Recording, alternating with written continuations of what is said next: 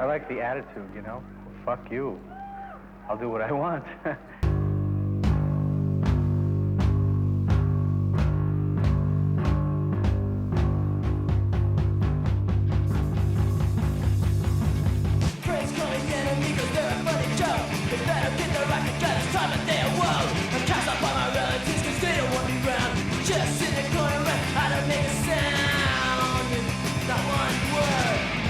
There's never a scene without a club. But if you grew up in Orange County in the late 70s, early 80s, the Cuckoo's Nest was touring around Europe, for years and years after. You get a lot of questions. Probably the most important thing to happen in Orange County. Cuckoo's Nest. Tell me something about the Cuckoo's Nest. A lot of crazy shit went down there. People were just crazy into it. It was all about the Cuckoo's Nest and just all of the crazy, wild, zany times that took place down there. And the first gig that I played with Black Flag was August 21st, I believe, 1981. And the first show was at the Cuckoo's Nest in Huntington Beach.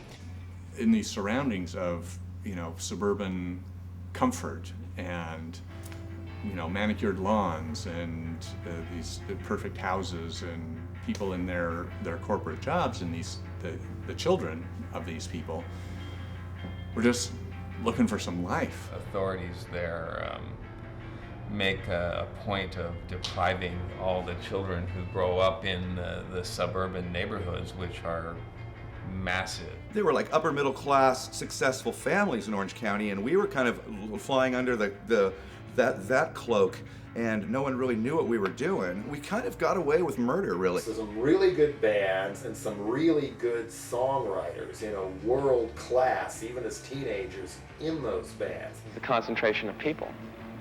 And any suburb's a pretty frustrating place to be. You can't have an effect on anything. You've heard through the years the Orange Curtain.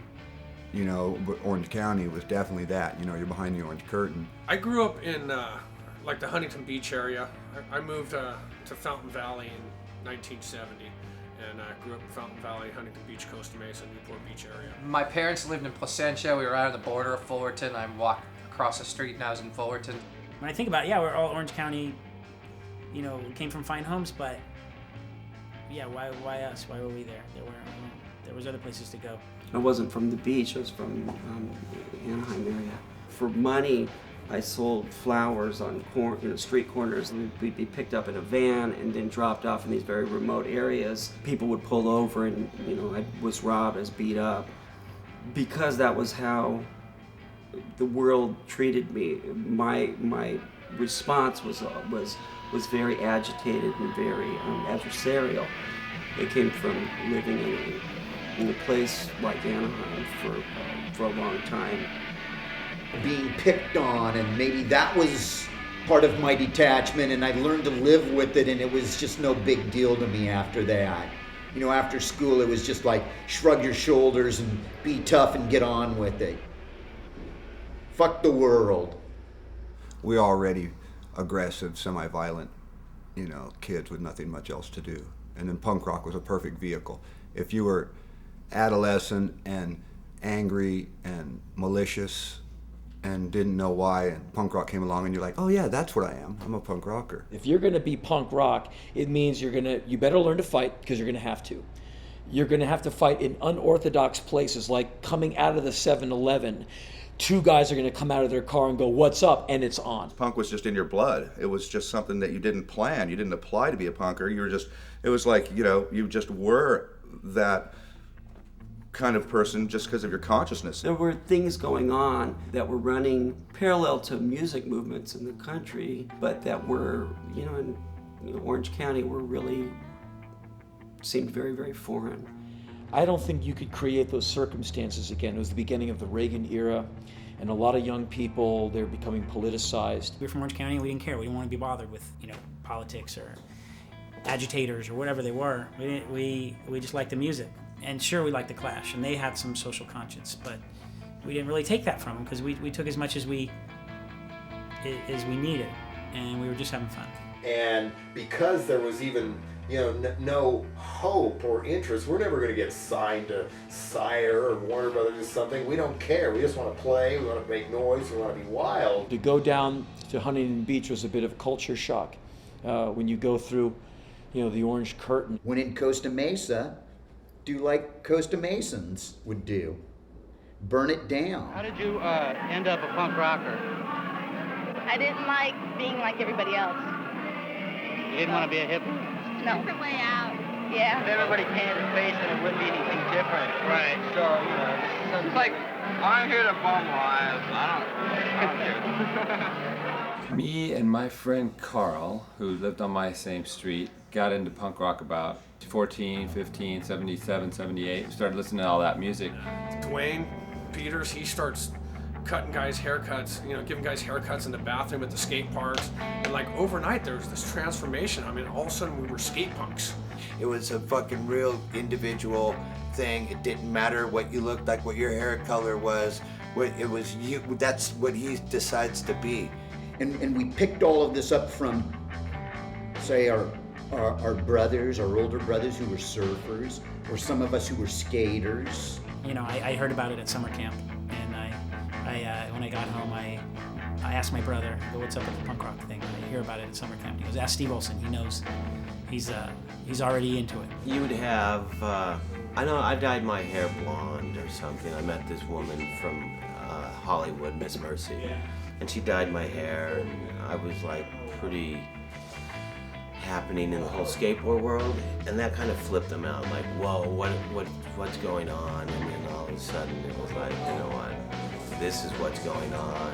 You old hippies have to stay in the back now because you never knew what was going on in the first place. I think it's really neat because it's just people doing what they want to do. How come you didn't become a hippie like other people? I don't know. I started in 1974 playing bass. I was in basically a cover party band. Everyone else was saying to Aerosmith and Ted Nugent and stuff like that. I had a neighbor that was like an oddball, you know. Through him, that's how I met Mike Palm and we started Agent Orange. I mean, we'd go to house parties and we'd just go to practice our studios and then just come back home late, hiding from our parents, sneak in, go back to sleep, go back to school. In the beginning, it was house parties, you know, something that's just basically unheard of nowadays. It's one real downfall of the youth of today is they'll never really experience that raging 150-person, 3-band, 5-kegger house party when your mom and dad was gone. To go see punk rock, you know, in Orange County, if you grew up in Orange County, you could hear about a party. You might go see the Crowd at a party, or you might see Vicious Circle at a party in the early days.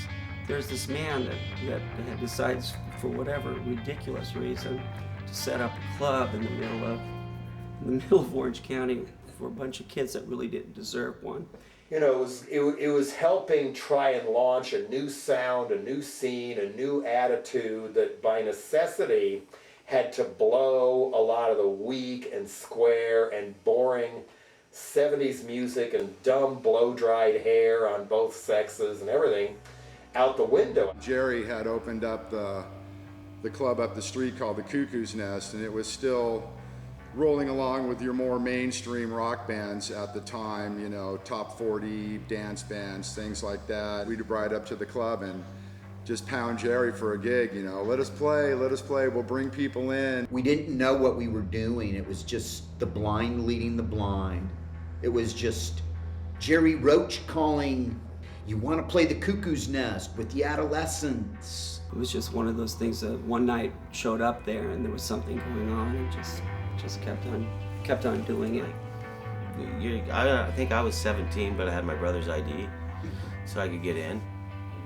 When Tony and I first met, it was the first time I went to the Cuckoo's Nest. It was the Go-Go's and Iggy Pop. And I couldn't get in because it was 18 and over. And I mean, I know I got in a lot of times when I wasn't 18, but that night, that was what we were told. It was 18 and over. I was 16. It was my first experience with a fake ID.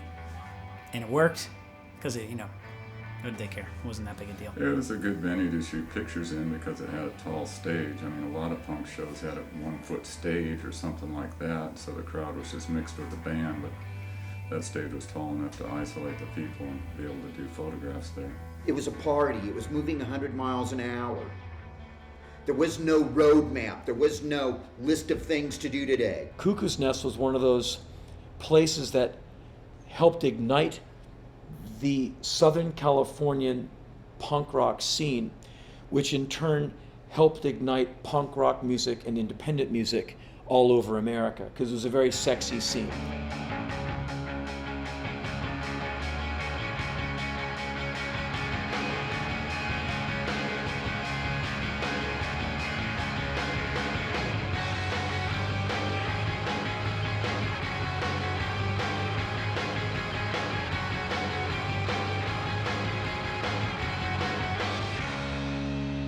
The venue was big enough that it could hold a lot of people. The stage wasn't too high where you felt alienated from the people you were playing with. The blue clouds, the stage, and that was what's like. You see pictures today, and you can just, wow, that's the Nest. Most stages were black, you know, or something, but the Nest, it stood out like a sore thumb with that baby blue and the clouds and stuff like that. I don't know whose idea that was to paint the clouds on the back of the stage. How can you have the Cuckoo's Nest without, you know, the clouds and the sky in the background of the stage? You knew immediately as soon as you saw that, you know, where it was. That was the Cuckoo's Nest, you know? Well, it was a cool room. I mean, it was an interesting setup because the stage was kind of in the corner, and it was not too big. It sounded good in there. It was perfect sound. It was unbelievable. To hold the Ramones and not fucking blow out like that or anything. I never heard anyone fucking... I can't hear myself in the monitor. I never heard one band fucking complain about the sound. That's all you're gonna... Oh, it's the sound here. It's fucking great. What we loved about the Cuckoo's Nest was the PA system was loud enough to turn it into a party. The stage was close enough to the floor where there was no barrier between us and all of the other party meisters.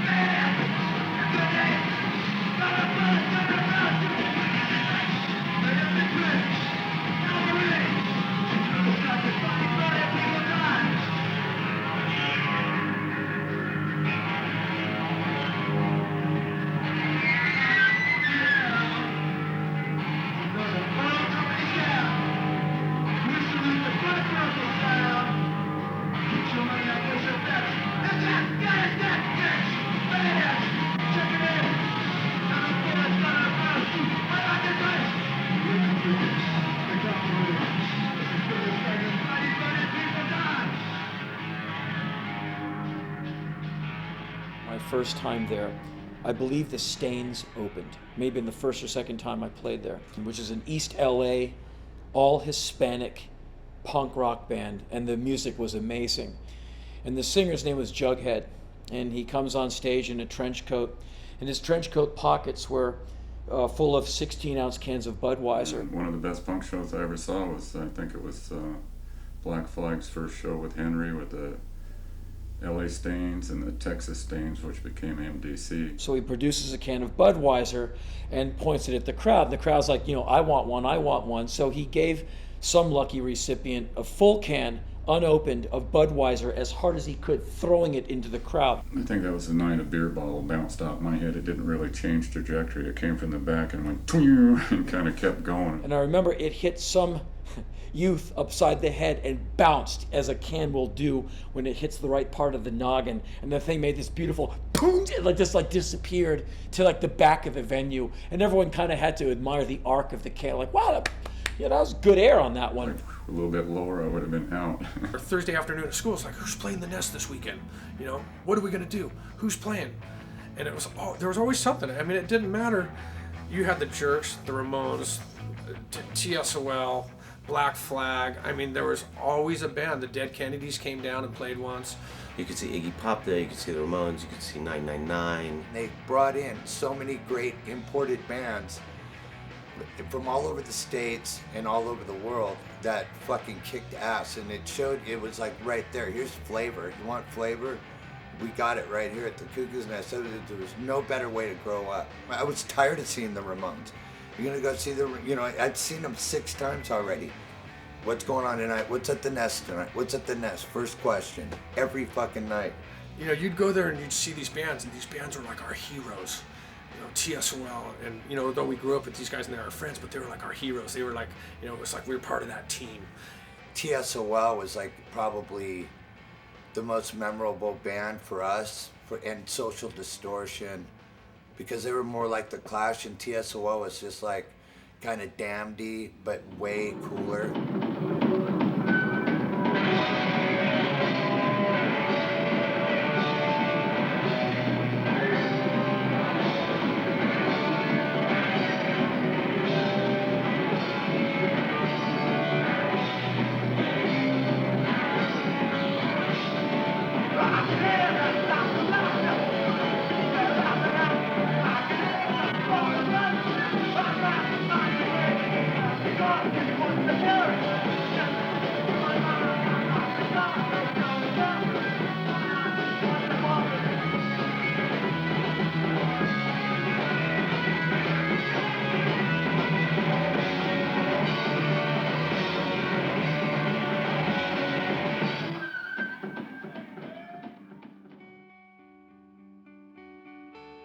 I was newly married, and I had to, make money to feed my family, basically. And I had to find some kind of job, so I was selling real estate, and I sold a big restaurant to a guy who was in the business. So he heard that I had a bar when I was younger, and he asked me if I'd like to have a bar for my commission rather than the commission. So I quit being a realtor and I became a bar owner. When I very first opened, it was meant to be one of those meat markets, boy meets girl, put a band on that plays all the hits, people dance, but there was another bar called Jaws, and the hot movie was Cuckoo's Nest, so just name it after a movie for no particular reason. And to me, it was as good as another. It didn't matter. It had no bearing on what was to happen. The fact that it turned into a Cuckoo's Nest. No, we didn't like Jerry. He's a hard-nosed dick.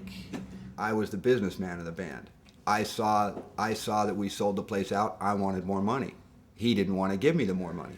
For a 16-year-old who saw a lot of money coming in, and we felt like we should be paid, a decent amount of money.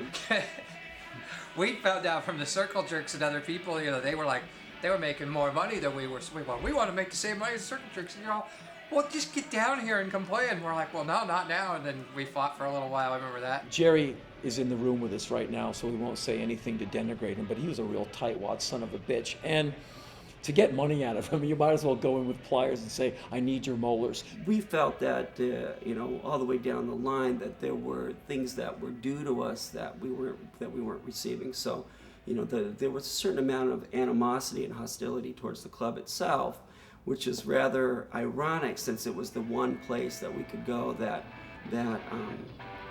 would offer shelter.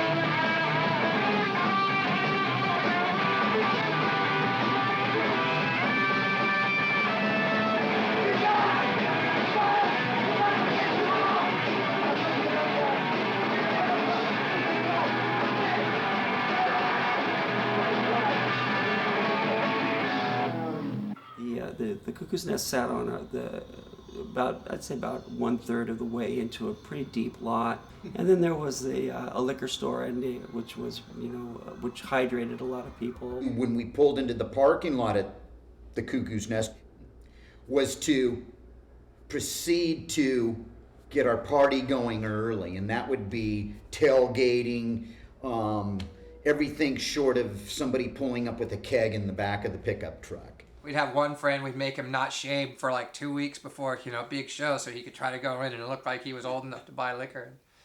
And there was a laundromat right there too. I think we used to go. We'd hang out in this laundromat and just drink beers and hide the beers inside the dryer. And anybody come in, we'd shut the dryer and there's punks everywhere. And sometimes the party would just stick around in the parking lot. Sometimes it wasn't about going inside, it was just about going into the parking lot and causing some trouble or watching the trouble unfold. The Cuckoo's Nest parking lot. Shit, I lost my virginity there. Oh yeah? Didn't even know the girl's name. We were the guys that got to the club first. We were 16. We got somebody to buy a Foster's for us, and then we were snorting Black Beauties. We used to tell our parents, we're not hippies, we don't do drugs, but, we'd be doing speed and drinking all the time, and Because I was offered drugs every single time I was in there as a compliment. I like you, do some speed. Like, no, or do some more speed, because people thought I was on speed when I was just on, being hyperactive. Eddie's Subtitle used to give us Black Beauties. Remember those little pills? They were in black capsules, and we used to sell them to everybody. You just walk over the hoods of cars and see who's in wearing the regulars you knew, and then there was always new people there. In the back apartments, you'd jump in the cars, jump from car to car, hit Sherry Hatfield, these chicks over here, these guys over there. Oh, some locker room, want some Coke on the next car? Yeah, so-and-so's got a joint going right there. Everyone's gonna end up at, it's real 50s meets the 70s. You gotta remember Socrates said that the world was going to hell, or the younger generation was going to hell, and they weren't worth a damn, and he didn't have much hope for the future because the kids weren't worth a shit. And essentially, that's what they're saying today. There was a lot of drinking, a lot of just fights. There was a lot of crazy times. I remember we'd eaten some Quaaludes, and there was a bouncer, and we were just like kids, and he was like some muscle-bound dude, whatever, doing his gig. But he was like, "It's over, it's closed, get the fuck out of here." And my brother was like, "What are you gonna do, kick our ass because we're not leaving? We're leaving, we're walking away." And he's like, gets in some karate sense, and my brother kicked him in the nuts, right? And the dude went down, and then we dogpiled him. We didn't sock him. We weren't there to fuck him up. We just dogpiled him, and he lost his mind. He was screaming at the top of his head, "Get off me, you're trying to kill me." And no one was throwing punches or anything. We just thought it was funny that we'd subdued him with body weight. And we got up and we were laughing. It was funny. We were stoned out of our minds. And he was like, "You're crazy." And we were thinking, what? We're not crazy. We're just having fun, man. And we just learned to shrug our shoulders and say, "Hey, have a nice night, fuckface." Over there. Hey, over here. Oh, Father, you're okay. going home? Yeah, good luck. He's going home, oh no. What? Go ahead, say something. Okay. Our main premise is to get people to hate us. Now Why? we're getting into the real Goodbye. nitty-gritty. Why do you want people to hate you? Because everybody else wants people to like them. He went to get it. Uh-oh. No, I won't be. And, fuck them, man. Who wants to be liked? Ow! The people very close to me were upset by it, like Zuby's, the guy next door who I shared a parking lot with, and the transmission place. When I didn't have anything on the lot, they just filled the whole lot. Like I say, they trashed the lot. That's what really bugs the hell out of me. All the business people around here tried to do whatever they could to protect themselves. There was all this hoopla with the guys next door at Zuby's and the Cowboys and shit. You could trash a few things, but there was a line that, we all love this club, and we've seen a bunch of clubs get shut down because of some of the behavior that we've brought into some of these places. Dave, what was your most fun, violent trip? The gang fight between the bouncers here in Zuby. Oh, yeah? That was last week, right? 2 weeks ago at TSOL. Oh, yeah? What do you think of the Zuby people? Suck. Everywhere TSOL went, blood followed. In the parking lot, on the dance floor. Amazing band, but their audience was trouble. Went beyond what some other people would do in some cases. I guess TSOL got their equipment by scoping out a music store and smashing the front window, and each knew what to grab, and then suddenly they could play music. It's okay by me. Every time I try to walk by there, the Cowboys try to butt-fuck me there. They told us that fucking these are shit kickers and we're not allowed to wear them. Oh, yeah? We don't know how to kick shit. Yeah, we don't know how to kick shit. Don't know how to eat it either, but they suck a lot of it over there. We truly believed the etho and the ideal. We absolutely believed it, you know, and therefore we were reckless beyond belief. There was a lot of hostility towards the club next door, which was like a cowboy bar. There was just a lot. There was a lot of friction that started to occur. You know, you're devos, and oh, why you look like that, and you're un-American, you commie faggot, you're probably shooting heroin and selling child pornography on video. A new enemy reared their ugly head, and it was the cowboy redneck. The Southern Californian redneck, who is very well fed, very big, very able, and wants to indiscriminately punch the living daylights out of anything that looks like punk rock. And there they were at Zuby's, sharing a parking lot with the Cuckoo's Nest and the punk rockers, who were already dressed to challenge everybody. You know, they were looking for an enemy of some kind, and then they found it right there in their parking lot. I mean, it was Orange County. What enemies is a redneck going to have? So they found us. It was pretty frightening. I mean, I know for one, I was only like 16, 17.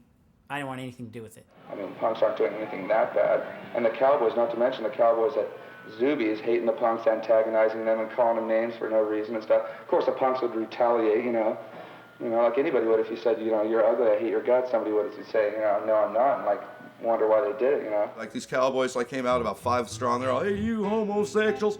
They're all, you know, sitting around, and we're all 20 punks running around the corner. The cowboys turn, run back into their club with their tails behind their legs. 20 beer bottles crashing against the door they just ran in. Just like a barrage of hand grenades in Iraq. It was like oil and water in that parking lot where we had the hard hat guys and we had the punkers. And you can imagine it in the evenings, you know, they're coming to dinner with their families and these guys are coming to raise havoc. Yeah, what do they think of the punks? They don't like them. They don't? No, they don't like punks. What do they do? Gawk at them, call them names, get into fisticuffs with them. They generally started? Yeah. Yeah, they generally start a lot of the problems. Invite them over to watch this movie. All you folks at Zuby's can fuck off, man. And the Cuckoo's Nest had the potential, not only these cowboy ass-whooping jock types who will fight anybody, they'll fight the security. They were ready to go. I'd say about 3 or 4 months ago when this big cowboy guy. How big was he? He's about 6'8". He got jumped by a bunch of punk rockers, so he said. And so he went back to his car, got a 9mm pistol, automatic pistol, came back and wanted to shoot a few punk rockers. And you were going to draw on him, right? Well, when he went down for the gun. A draw. I mean, you guys were going to draw on each other. It's like a Western shootout. Well, he went down for the gun, and I just pulled my gun out and aimed it at him, and told him if he didn't get out of here and get away from his ankle, that was going to be the last time he ever walked. You know, you get a bunch of drunk rednecks in their pickup trucks, and they see a bunch of crazy, you know, multicolored haired, spiked haired, mohawked haired guys, and it's like, hey, it's gonna be a gang fight. It wasn't even like the people at Zuby's were the problem. It was a stereotyped person that that a lot of us had to deal with. Oh yeah, they used to come around and be tough, and the punks would beat them up.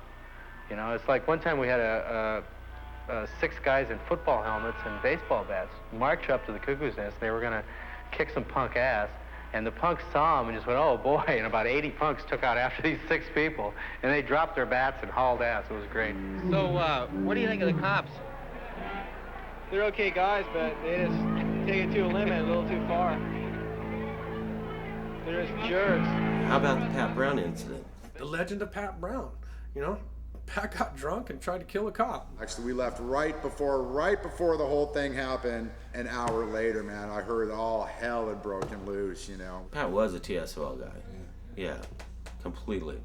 But Pat Brown was a skateboarder before he was a punk rocker.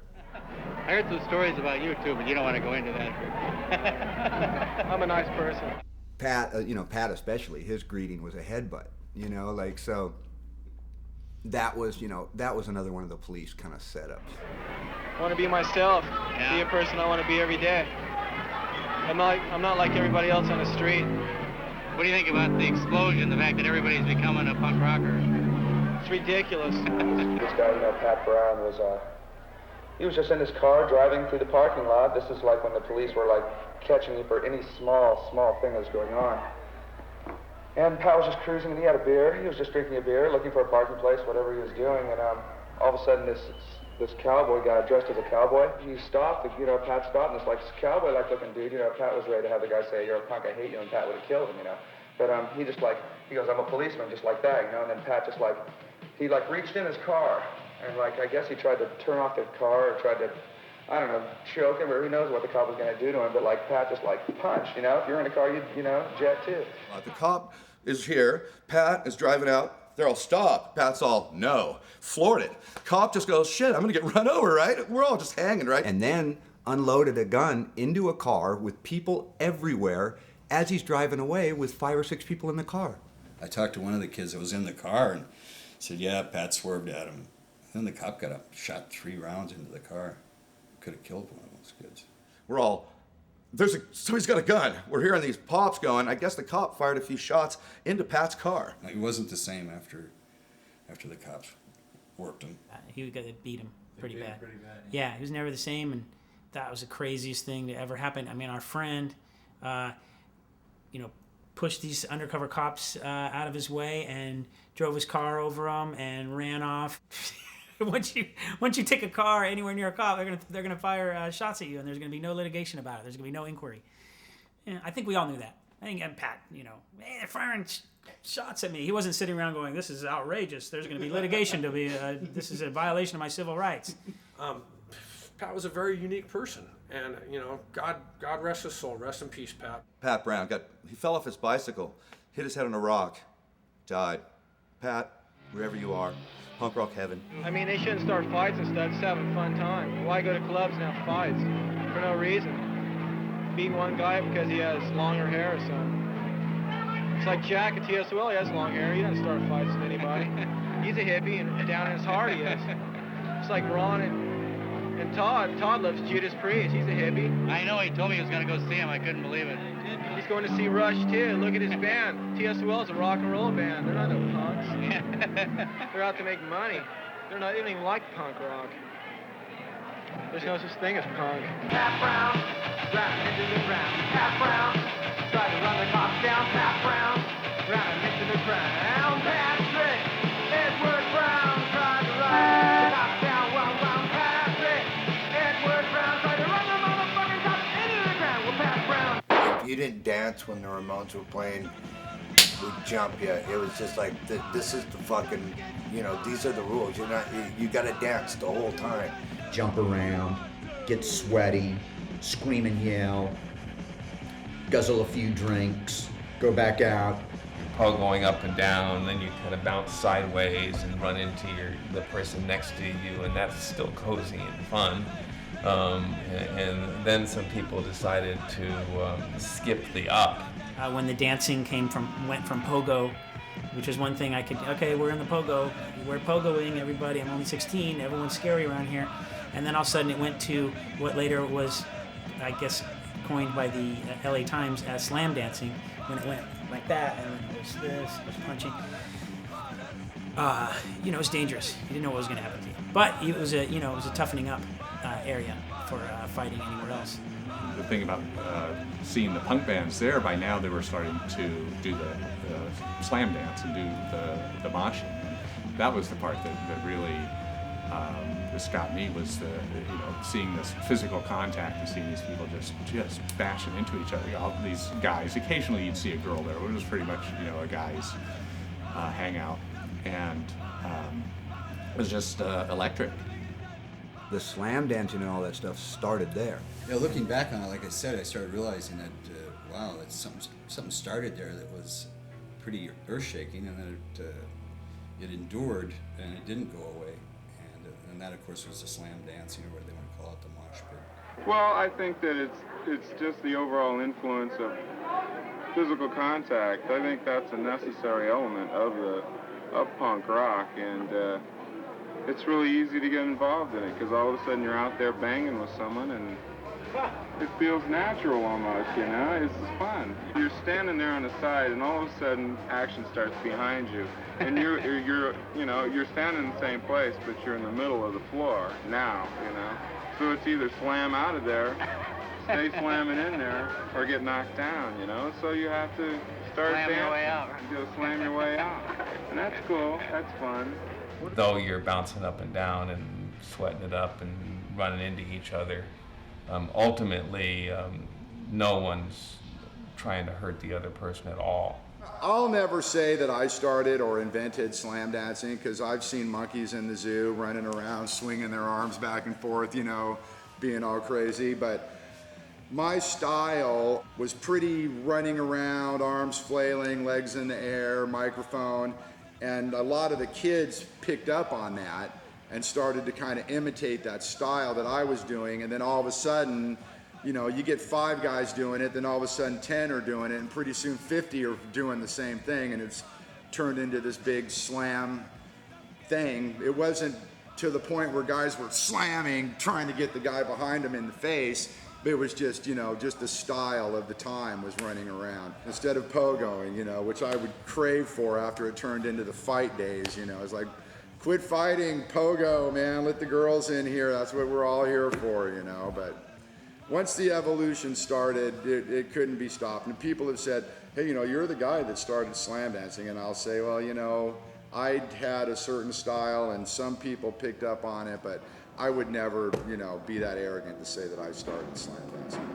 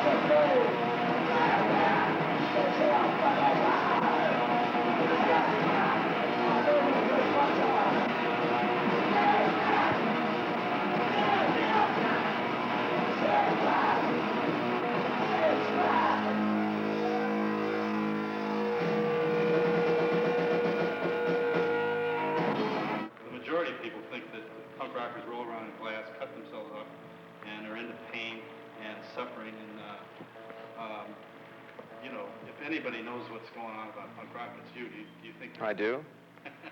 Well, you have a good vantage point. Well, when I play, I don't really look, to be honest. But they're certainly not out there to get hurt. No one goes out to get hurt. I mean, I don't. I don't think anybody really does. People were afraid to come into the Cougars, and my friends wouldn't come. Yeah. And I remember Jim Garano saying the first time he went how afraid he was. And that was kind of a part of the early thing was nobody knew what was going to happen, and so there was an element of fear because you couldn't predict that. Yeah, he'd kind of walk around on the edges of the mosh pit, and he'd kind of take me along with him and go, see, they're not indiscriminately pulling people in or beating people up. It's just the people that are within that circle, they're all part of this little club, and like fake violence. Yeah. Fake violence. It was really an athletic kind of release, really. I mean, it was like football off the field.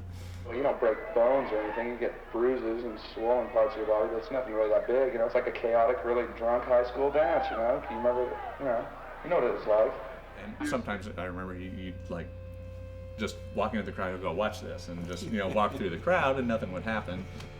The violence hadn't started yet. The whole Black Flag uprising and the beat the hippies up and all that hadn't come into play yet. You never knew what was going to happen. It started off a lot of fun, and as Jerry knows, progressively, as more of the people that turned from football to punk rock and from wrestling got into punk rock and this and that, some bad elements started to come into it.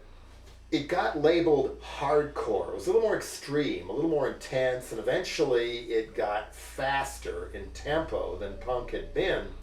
And but there was starting to be so much stupid violence coming in. You know, people jump stage diving just so they could punch somebody in the back of the head, white power shirts showing up and stuff like that. But I think the first thing said to me in this boiling mass of white youth who was glaring up at me, I think some young man with no hair on his head looked up at me and said, "You better be good, you fucking faggot," which is something that, you know, gets the blood going and makes you really want to excel. So the fear of failure, which would probably mean being dragged off stage and beaten, I sang my ass off. It was a period of time when a lot of the football jocks from high school that shaved their heads would come in, and they thought punk was just about violence and beating people.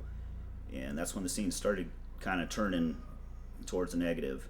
It was still fun to play on stage, but when you look down into the pit, it got very frustrating just to see guys just pounding the living crap out of each other when they're supposed to be there to have a good time and have some fun with some bands that they like. I was always relieved at the end of every show that no one was seriously hurt, you know, or no one got, you know, although it looked like holy hell. Yeah, after each song, no clapping. Just, all right, what else you got? We have to beat the crap out of each other, and you're the soundtrack, and you're lucky. I guess the acknowledgement that you're good is we're not going to turn on you on the stage. We're gonna keep beating the crap out of each other, and you just keep playing. The Nest had everyone from all over coming in. I mean, and it seemed like when the Orange County kids and the South Bay kids and all the kids got involved with punk rock, it got a little more violent, and it got a lot more intense and hectic. And I remember this one particular night when Black Flag was playing at the Cuckoo's Nest, and I had walked down to the liquor store to get something, and when I returned, I came out of the liquor store, and there's a man laying in the driveway, and he had a hole in his head and blood coming out of both of his ears. And I picked him, you know, kind of cradled him, put my leather jacket over him. Didn't really know what happened. And, you know, the paramedics, police, there was tons of cops. And what had happened is this older man was at the laundromat down from the Cuckoo's Nest, and he was intoxicated, and he pushed a girl. She had told somebody, and then like 17 skinheads came down and jumped the guy and beat him in the head with a 12-pack and just beat the guy. And I heard he later died that night. But that was about the turn for me when I kind of got out of the scene because I was tired of all the violence. At one point, the singer guy, whose name I don't know, he picked up and either swung the mic stand or threw the mic stand, and the base of the mic stand hit a girl squarely in the head. She didn't see it coming. She had no need to be hit by a mic stand, and it hit her solidly in the head. It's like someone pulled a string out of her. Her body hit the ground, and she went into these spasmodic convulsions, and everyone kind of stopped. It was such an awful sight that you got nauseous looking at it. Like, is she gonna die? I started walking down the street, and people would threaten me, and I had face-offs and fights and things like that in the street, and because people realized what it was connected with. And it was getting big enough to be a threat. Before it was a threat, someone could laugh it off. When it became something that looked like it was an actual replacement for what other people were doing, that what other people were doing was lamer, and that it was basically tired and old, then those people respond in like with, it's like they put a culture tariff on it. They try to get rid of it. You know, they go, okay, this is, you know, well, I can't assimilate into this, so let's stop it. I've invested I've invested years in my Led Zeppelin cool, so let's, keep Led Zeppelin the happening cool so I can still get laid, and I can still be cool, because when it goes out, I won't be cool anymore. Culture is a living, breathing thing, and any attempt to pin it down is futile. The police didn't really know what we were doing there. They didn't understand they didn't understand that they had a youth movement going on that was really a lot. That was something that they didn't recognize. They would pick certain people out by the way you looked and your appearance. And I think it was my brother Jay and I, we were riding our bikes around and got pulled over, and they, are you a punk rocker? And I said, well, of course, yes, I am a punk rocker, and very proud of it, and so is my little brother, and they proceeded to put us down on the car and spread us out, and at the time they were mug-shotting everybody, and then they would keep a file of any vandalism or any acts like that they could go through. And then at the time, the Huntington Beach book was, this was like 1979 or 80, and it was already fat, because they would, anytime they saw something a little bit out of the ordinary, they would just pull you right over and give it to you. There was a lot of fear for punk. The media grabbed that and really fucking twisted it up, and it wasn't good for us with the cops. It was the punk rock file. Everybody was on it with different color hair. Every time we went to the police station, you'd see your picture, and all these, man, I haven't done green hair in a while. I haven't done it. You know what I mean? You have fun with these cops. They were very paranoid of the scene. There was always cops out front. Cuckoo's Nest, there's something going on over there. They'd have 20 cop cars over nothing. You know what I mean? And it just, and everyone's drunk. Let's fuck with them tonight. And that's how pretty much anything got started, and then it would escalate. Riot. Well, they went there and caused the riot because they wanted to practice crowd control. And really, it was just kind of a bunch of kids, so it really wasn't that dangerous for the guys in flak vests and helmets and sticks. But, you poke the dog with a stick, and you're going to get the required effect. Once you fuck with the Costa Mesa police and the Huntington Beach police, you're biting off more than you can chew. They always win. The Costa Mesa City Council tonight voted to close down the Cuckoo's Nest Rock Club, the only punk rock club in town. Ross Becker has the story. For the young people in the audience at tonight's council meeting, the issue was the survival of punk rock and their place to enjoy it. For the management of Costa Mesa's only punk rock club, the outcome of the meeting could mean the survival of their business. The city council had to decide if the stories of bottle throwing, fighting, vandalism, and underage drinking at the Cuckoo's Nest are true. The owner of the Cuckoo's Nest told the council his club is being harassed, and he's tried to cooperate with the police and the club's neighbors, but he said there seems to be another reason for what he calls an assault on the social phenomenon. Club employees and patrons told the same story, but the police and some of the club neighbors think the problem is not punk rock, but the punk rockers, the ones who they say are causing trouble. People being extremely loud. What I mean by loud is just out really just screaming, yelling. Definitely would attract your attention if you're anywhere in the area. Broken beer bottles all over the place. The council listened. They listened for more than 2 hours. Then they had to decide. Councilman Don Hall said the problem will not go away, and Councilman Ed McFarland told the overflow crowd, "Don't blame us. We didn't create the problem at the Cuckoo's Nest." The young people left before the vote. It was obvious they lost. Cuckoo's Nest is closed for tonight. It was a 4-0 vote of the city council, but the manager says it won't be for long. He's taking the case to the Superior Court here in Orange County. He says it's a constitutional issue, and the city council should not be allowed to ban punk rock. They tried to get rid of me. Actually, that's why I sort of turned radical. I spent most of my time trying to placate them and make them happy and keep it under control. But once they tried to get rid of me, then I kind of let it go wild. And I really just wanted to shove punk rock right up their ass. I reopened May 1st, May Day, with Black Flag. May 2nd, TSOL, with Agent Orange and the Adolescents. And in other words, I reopened and I was completely over triple capacity the very first night I reopened. Basically, I knew once the city wants you, they're going to get you, so I decided to go down swinging, So the cops not only, they wanted that venue gone. They saw Jerry and his venue as a big problem. It was something that was potentially out of their control. And the cops sought to control Jerry and the club and this music, this youth movement that was so powerful. I mean, you do enough crazy things and you bring enough exposure to yourself, you're going to end up paying the price. The writing 1,000 tickets in 3 nights, when they go to the board meeting, that looks real good. Like, the board members are like, oh my God, it's a crime wave, we must shut it down. But the dancing, I think, was the final thing, which might have been as simple as tapping your foot, because he didn't have a permit.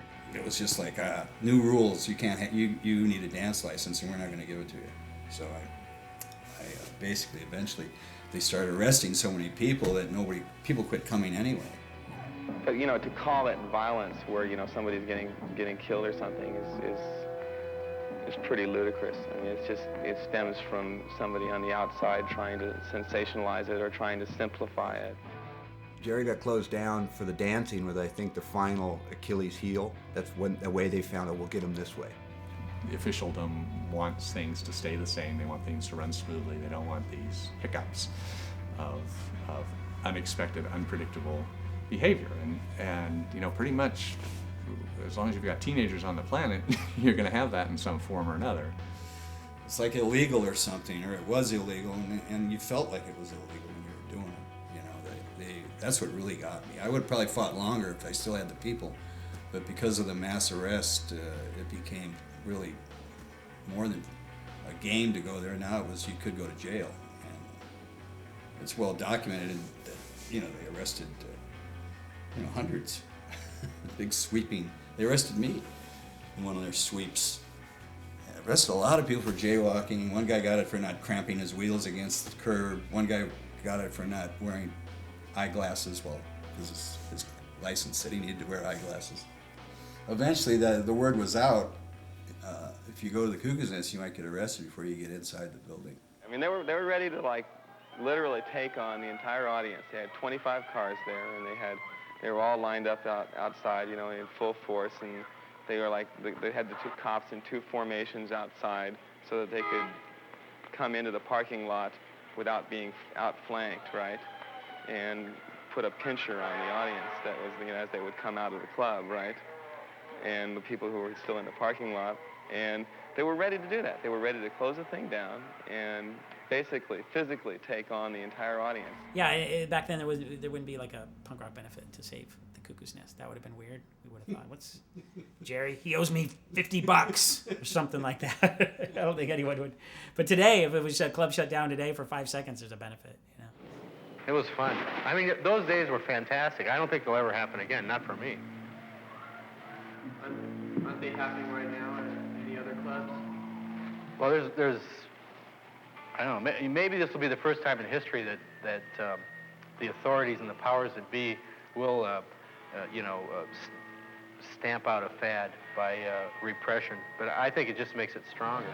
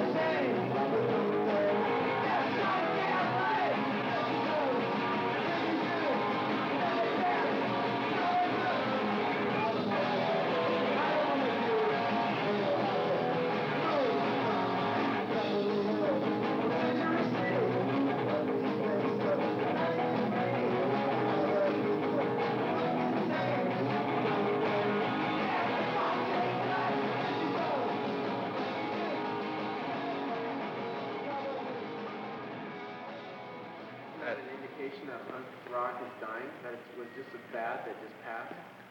I don't see how anything so heavy could just die out that quick.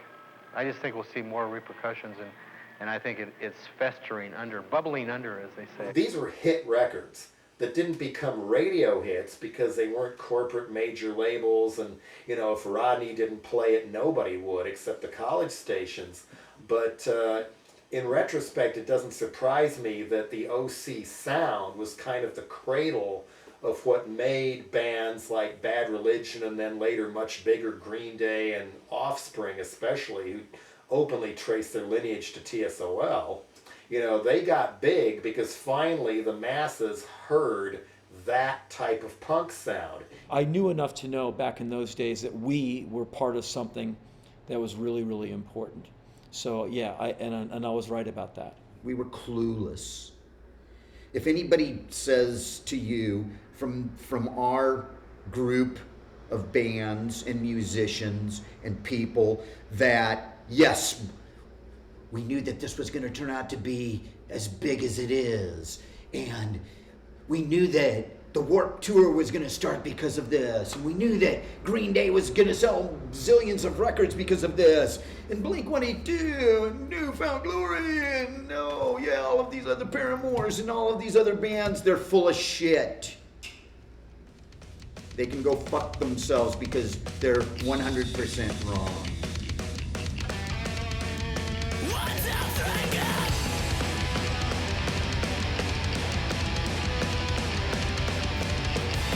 Every teenager goes through that period where they just want to say fuck everything, and and punk's pretty much like, there it is. It's so real and angry, and I think the fact that I could relate to it. You believe in it, you know what I mean? It speaks to you, it grabs you, and it's just, it's true. Second generation hippies now, they're second generation punks. It's like they could be into a lot worse stuff, so I can't blame them, but it's kind of funny. The kids are now 12 years old with my band Black Flag shirts on, asking me what life's all about. And I don't really know either, but I have a great time trying to pretend I do.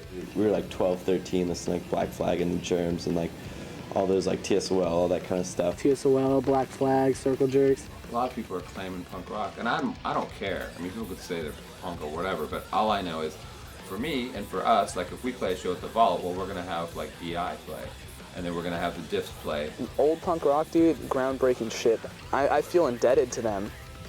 It's same struggles, same pissed off about what's going on. I mean, people now call it old school punk, old school hardcore. There wasn't any school back then. That's ridiculous. We were blowing up the school. I'm very proud of the role Dead Kennedys played in burning down the Hotel California. We're the Vietnam vets. You know what I mean? You can go buy a Skull and Crossbones t-shirt now because we were doing it then. You have everything from whatever, the Warped Tour, which I'm not putting down. I'm just saying everything is kind of for-rote and all the highways are paved. When we were there, it was kind of dense underbrush. You kind of hacked your way through. The legacy, as far as I'm concerned, is not really that big of a deal. I'm just always amused, I guess. I just smile when I see somebody, walking down the street with a mohawk. I mean, it really was a statement at the time, and it really did cause these people a lot of, personal hell that they went through to dress like this and to act like this and do those things. They got stopped on the street and beat up. In a lot of ways, it's the same scene with a bunch of new kids. They're singing about Arnold Schwarzenegger, not about Ronald Reagan. And so it works for me, I mean, it sounds like punk rock. It smells like punk rock. I think it is punk rock. When you went to a show, it was electric and alive, and you didn't really know what was going on. Although, I wonder sometimes now, if the young kids at some of the shows don't still feel that. You know what I mean? It's not fair for me to say that it doesn't completely exist, because it may be still electric and exciting and new, although it's not as new as it was, because it really was forging new ground.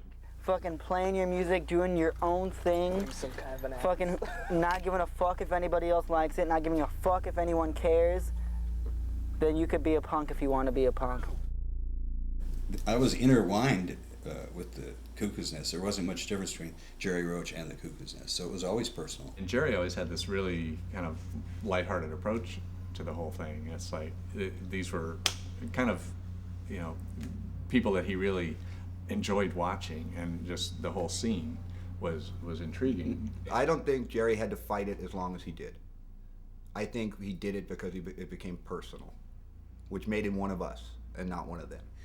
So I think, you know, although we were adversaries when they were kids, when they grew up, they realized that I was really okay. If we were out in the parking lot, there was a problem, Jerry would come out and walk us in, open the door and say, "Get inside. I don't want to see you guys get arrested," which was, you know, very parental of him. In retrospect, I think that he was absolutely bonkers and mad for doing it. The overhead, the risks, the damage to one's psyche, it couldn't have been an enjoyable time to have, you know, 30 guys like me just, you know, angry and bitter and you know, and tearing into this man. But it was what was going on, and he took it all, you know, he took it all with stride. Jerry got a bad rap, and there's a lot of people that talked a lot of shit about him over the years from the bands because they thought they got ripped off. But, you know, I think then you might think that, but then you got to think about all the bills, you know, the lawyer fees that he probably had to pay for all the legal troubles he was going through. And, you know, there wasn't, how much money can you make when you're playing a show that costs $3 to get in? And, you know, okay, so 400 people show up, what, there's $1,200? How much money do you want, you know? The guy's got to pay his rent. And we didn't behave very well back then, you know, so I got to give him credit for even putting up with our shit, you know.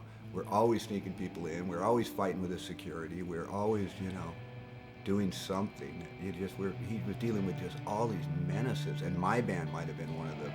Some of the shows were so sketchy and so stressful just for somebody to put on that I noticed a pattern, even all over the country, of how many underground punk promoters, especially the ones who were a little older than everybody else, were clinically insane. And to his credit, as I remember, Jerry Roach was always very fair to Black Flag. As I remember him as a guy who actually paid us. And in those days, it wasn't always the case. I respected Jerry as a business owner, and I didn't want to mess with him. You know, we were 16-year-old punks full of angst, and they're authority figures. But without Jerry, I mean, the whole Orange County scene wouldn't have been what it was. Yeah, Jerry helped us out a lot, you know. When in the early days, when the Daily Pilot and the Register and the LA Times were doing interviews about, you know, what was going on and if there was bad seeds or good seeds, I mean, Jerry always stood up for us.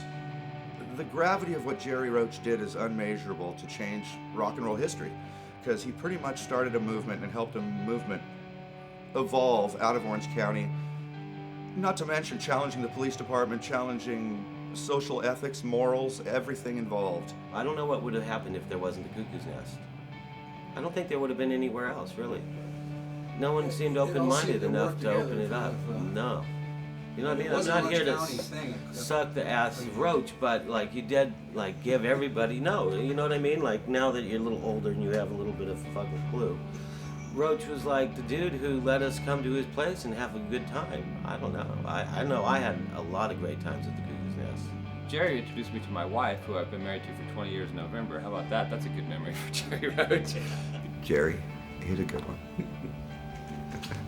The hippies, I don't think really believed in love that much, and I don't think the punks believe in hate that much. It's just something, I think it's shock value, and it's something like saying, hey, look at us, you know, look at me, I'm different, I'm something new, and what are you going to do about it?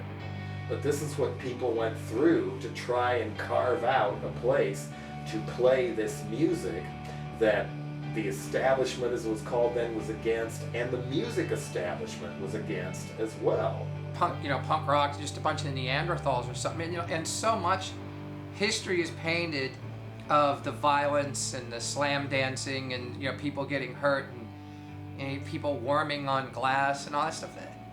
I mean, a lot of that stuff did happen, but there was guys and bands writing songs that still hold up today.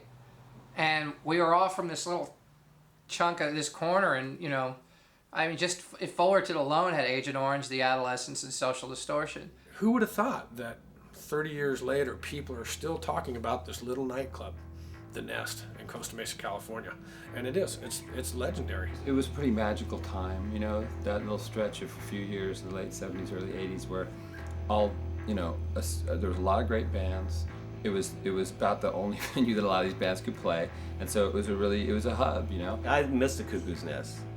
It'd be nice if they had a place like that now for the kids, but then the kids would probably want to book Britney Spears or something. I just know that we're always doing something we couldn't, but without that place, we wouldn't have really had anything to do. It was a great place to go, and anybody that didn't get to experience a club like that in punk rock, I mean, I know there has been other little bastions, you know, so to speak, but that was a golden time, and it was a great club. Youth at its finest, and you know, looking back, and at the time it was so fucking adrenaline exciting, and just a new movement, and everybody felt like you could be a loser. We're just skateboarders, and you just felt like you belonged. You had a place to go, and the old ways were done. Okay, this is why we get beat down all day, is for things like this, and people came from all over. I don't know all, because I was so young, all the inside politics, and I'm glad I didn't know, because I know music inside and out. It's a dirty business, but I fucking know that it was clean for me. Punk rock is a lifestyle. Punk rock is a way to be, you know, it's a very beautiful thing. I think it's helping to save the world personally. When people really think full circle and just like read between the lines, the truth comes out that the Cuckoo's Nest is one of the purest, most awesome places that has ever existed anywhere on Earth. You know, that's why I joined the Vandals. That's what, to me, this is what my kind of punk rock was all about. Man, we were having a blast, and there was all kinds of stuff going on. There was some danger, and the cops were there, and the cowboys were there, and we were going to sing about it, and we were going to tell the world about it. To be a participant in it was really, really exciting, and I know to be a club owner, running a club, and with the bartender, for everybody that was there watching this storm going on. It must have been a very intriguing, because there was nothing like it going on anywhere. You're leaving the town, and don't look back, man. You turn to stone. Let me ask you something. Was it fun? Oh my! That was about the most fun job I've ever had in my life. Well, it's just exciting, isn't it? It was like nothing else. You know, I'm glad that I got to be part of it. And so I'm glad I survived it. I'm glad I had a chance to play there. And I'm glad it was my first time being on stage with Black Flag, because I came out of that 2 sets later figuring if I can survive this, man, I can survive anything. Now that I look back on it, it was really a cool scene that went down, and totally stoked to be a part of it. Jerry opened his doors and let us play there. The Cuckoo's Nest was an amazing spot. The Cuckoo's Nest is embedded in one of my honeycombs forever.